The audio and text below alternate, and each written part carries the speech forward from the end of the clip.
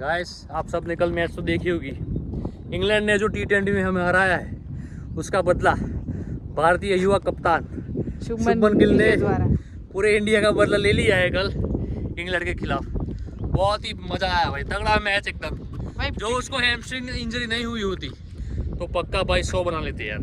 हाँ, मजा आ रहा था एकदम। वो अगर सेंचुरी मारते तो वो पहले इंडियन कैप्टन होते जिसने इंग्लैंड पे सेंचुरी मारी है।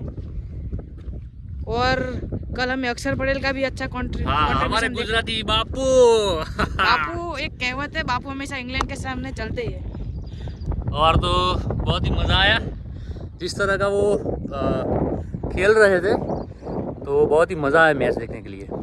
और वो ऐसे मैच होते तो देखने का भी मजा आता है थोड़ा।